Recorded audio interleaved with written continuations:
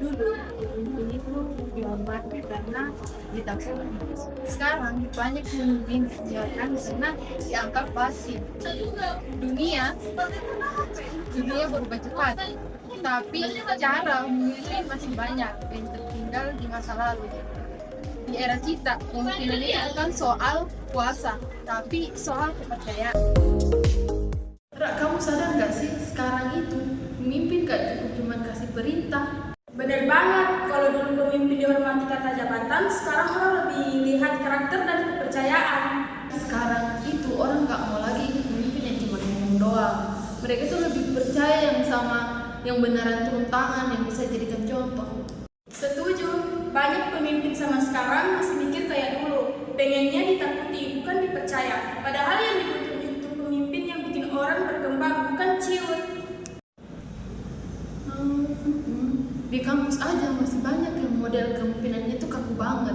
Kadang organisasi mahasiswa pun kayak sarannya itu bisa diterima, tapi pas dikritik susah diterima.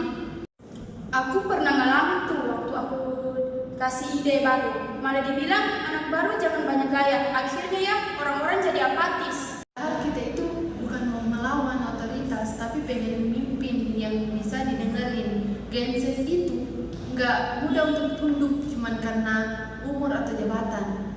Kita butuh alasan buat hormat dan tidak kelewat karakter, bukan gelar. Iya, tapi banyak pemimpin yang alergi dikritik. Giliran dikasih saran malah dibilang nggak loyal atau baperan.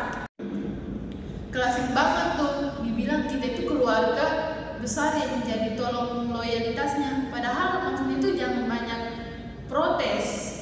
Iya, itu toxic leadership versi halus. Mereka nggak marah tapi bikin orang merasa bersalah kalau ngomong jujur. Dan efeknya parahnya orang. Banyak anak muda sekarang itu jadi malas terlibat, ngerasa suaranya itu gak penting. Akhirnya muncul fenomena hadir secara fisik, tapi semangatnya itu sudah pergi. Padahal Gen Z itu bukan malas, cuma pengen kerja di tempat yang punya makna, bukan sekedar disuruh patuh. Setuju. Kadang dirinya kita sendiri itu juga suka salah arah. Kadang kita itu sering bilang mau keluar dari zona nyaman, padahal kadang belum punya zona nyaman, gitu ya. Bener banget, awal bulan nongkrong di kafe, akhir bulan numpang makan mie instan di kos teman. Itu bukan keluar dari zona nyaman, tapi berjuang bikin zona nyaman. Tapi benar, dari kita saja belum jujur sama diri sendiri. Pengen terlihat kuat, padahal lagi bingung. Pengen terlihat produktif, tapi padahal itu gitu. Kita fasih ngomong healing, tapi kadang lupa yang paling penting itu kesadaran. Sadar kapan harus jalan, kapan harus istirahat, dan kapan harus ngaku kalau salah. Nah, dari kesadaran itu muncul kepemimpinan sejati. Sebelum kita memimpin orang, kita perlu dulu memimpin dirinya kita sendiri. Setuju banget, gimana mau jadi pemimpin kalau diri sendiri aja belum disiplin, belum tanggung jawab sama waktu dan keputusan. Kadang saya ingat juga toh, ada kepercayaan besar dari orang tua gitu ya. Mereka itu mungkin orang tidak mengerti itu apa itu IPK, tapi mereka percaya kita bakal lebih jauh lebih baik dari mereka. Dan kalau kepercayaan sebesar itu kita sia-siain cuma buat gaya hidup dan healing, nggak jelas, berarti kita belum siap jadi pemimpin. Pemimpin itu bukan cuma sebagai jabatan, tapi gimana kita itu menjaga kepercayaan. Iya, menepati janji yang gak diucapkan, tapi dititipkan lewat doa orang tua. Itu kepemimpinan sejati. Saya suka itu kalimat itu yang kayak pemimpin yang mengandalkan kekuasaan dan yang akan ditinggalkan, tapi yang mengandalkan kepercayaan yang akan dikenang. Setuju banget, dunia sekarang gak kekurangan orang pintar, tapi kekurangan pemimpin yang bisa menaklukkan egonya sendiri.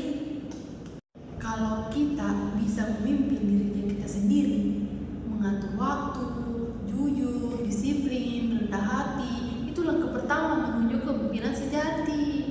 Dan dari situ kita bisa jadi pemimpin yang bukan cuma dihormati karena posisi, tapi dipercaya karena integritas. Intinya itu tantangan kepemimpinan itu masa kini bukan soal siapa yang paling berkuasa, tapi apa yang paling bisa dipercaya, termasuk pada diri sendiri. Amin. Semoga kita bisa jadi pemimpin kayak gitu ya, Fah. Yang nggak cuma ngomongin perubahan, tapi jadi bagian dari perubahan itu. Mulai dari hal kecil saja dulu. Mulai dari hal kecil itu, kita datang ke kampus tepat waktu, tidak ngaret. Itu sudah bisa jadi pemimpin. Iya, karena ternyata memimpin diri sendiri itu lebih susah dari memimpin orang lain. Udah jam 5. Aku ada urusan, nanti lain waktu lagi kita ngobrol lagi ya. Ya, hati-hati ya. Dah.